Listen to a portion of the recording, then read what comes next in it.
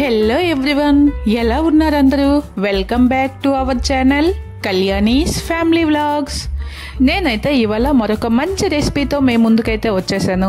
మరి మీరంతా కూడా ఎప్పుడు హ్యాపీగా హెల్తీగా ఉండాలని మనసారా కోరుకుంటున్నాను.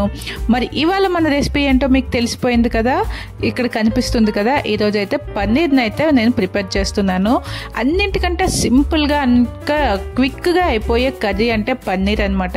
ఈరోజు మనం పన్నీర్ని ఈ క్విక్ కర్రీని మరింత క్విక్గా ఎలా ప్రిపేర్ చేసుకోవాలో మరోసారి చూసేద్దామా. ముందుగా ఇక్కడ నేను 1/2 కిలో పన్నీర్ని అయితే తీసుకొని మనకి కావాల్సిన సైజులో ఇలా చిన్న చిన్న పీసెస్గా కట్ చేసుకోవాలి. ప్రిపరేషన్లోకి వెళ్లే ముందు మన ఈ ఛానల్ని ఎవరైనా ఫస్ట్ టైం వాచ్ చేస్తున్నట్లయితే తప్పకుండా వీడియోని ఎండ్ వరకు చూడండి. నచ్చినట్లయితే ఒక లైక్ చేసి మన ఛానల్ని తప్పకుండా సబ్స్క్రైబ్ చేసుకోండి. ముందు రాబోయే మరిన్ని ఇంట్రెస్టింగ్ వీడియోస్ని మిస్ అవ్వకూడదు అంటే ఛానల్ని వెంటనే సబ్స్క్రైబ్ చేసుకోండి. Thank you.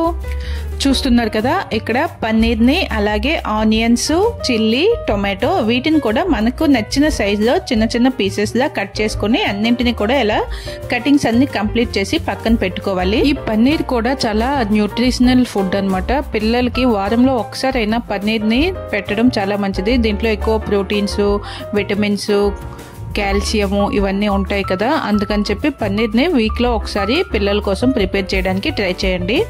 ఈరోజు అయితే మనం సింపుల్గా ఈ పన్నీర్ కర్రీని ఎలా ప్రిపేర్ చేసుకోవాలో చూపిస్తున్నాను కదా. ముందుగా ఇలా అన్నింటినీ కట్ చేసుకున్న తర్వాత ఒక వెడల్పుగా ఉండే బౌల్ తీసుకొని అందులో ఒక 1/2 కప్పు వరకు పెరుగు అయితే వేసుకోవాలి.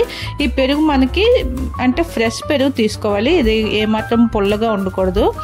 ఫ్రెష్గా ఉండే చక్కని చిక్కగా ఉండే పెరుగు తీసుకొని దానిని జస్ట్ కొంచెం మిక్స్ చేసుకుంటే గడ్డలు లేకుండా స్మూత్ క్రీమ్లా వచ్చే వరకు మిక్స్ చేసుకోవాలి.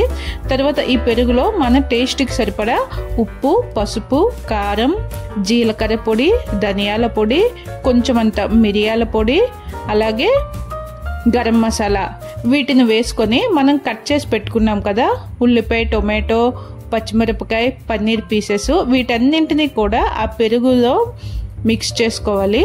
వాటిని ఒక్క 10 నిమిషాల పాటు పక్కన పెట్టుకుంటే మనకి ఆ పన్నీరు ఆ ఫ్లేవర్స్ అన్నింటినీ పట్టి అలాగే పీస్ కూడా కొంచెం సాఫ్ట్గా అవుతుంది. ఇలా 10 నిమిషాలు పక్కన పెట్టుకున్న తర్వాత స్టవ్ ఆన్ చేసి కడాయి పెట్టుకొని అందులో కొంచెం అంత ఆయిల్ వేసుకోవాలి. దాంతోపాటు 1 టీ స్పూన్ బటర్ని కూడా వేసి అందులో కొంచెం 1 స్పూన్ జీలకర్ర వేసిన తర్వాత మన మసాలా స్పైసెస్ ఉంటాయి కదా, బిర్యానీ ఆకు, ఇలాచి, లవంగి వీటిని కొంచెంగా వేసుకొని అవి బాగా ఫ్రై అయిన తర్వాత మనం ముందుగా మ్యారినేట్ చేసి పెట్టుకున్నాం కదా పన్నీర్ పీసెస్ని వాటిని కూడా అందులో వేసి కొంచెం మూత పెట్టి పక్కన పెట్టుకోవాలి. ఎటువంటి వాటర్ గట్రా యాడ్ చేయాల్సిన అవసరం లేదు. ఇలా మూత పెట్టిన తర్వాత దాంట్ నుంచి చూసారా చాలా వాటర్ అనేది బయటికి రిలీజ్ అవుతుంది అనమాట.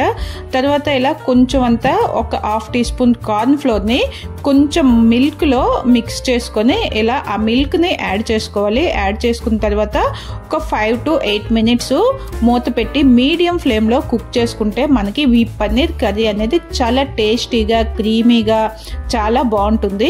ఫైనల్గా కర్రీ అంతా ప్రిపేర్ అయిన తర్వాత కొంచెం అంతా కసూరి మేతి లేదంటే కొత్తిమీర ఏదైనా యాడ్ చేసుకొని వేడివేడిగా సర్వ్ చేసుకుంటే రోటీస్తో కానీ, fried rice, plain rice, sambar rice, రసం రైసు దేంతో అయినా కూడా చక్కగా ఇష్టంగా పిల్లలు అయితే తినేస్తారు.